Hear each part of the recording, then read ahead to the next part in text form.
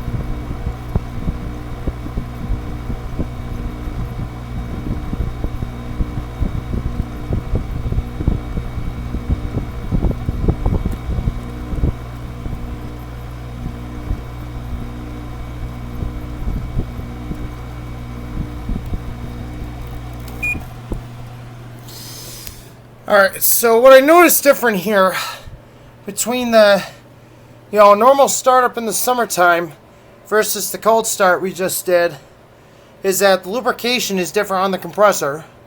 So, we did a cold start in 2-degree weather. It actually sounded pretty good. Despite running in 2 degrees, it didn't sound bad at all. I was actually quite impressed by the sound. Yeah, guys, there's a little bit of different viscosity in the oil in the compressor itself. So it's like really thick, so it lubricated differently. But then once the compressor got up to temperature, it was actually pretty quiet. Quieter than it is during the summertime.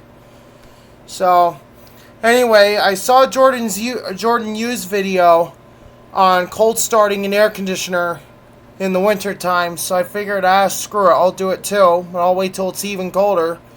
So I'm glad I waited till now to do it, and worked out pretty well.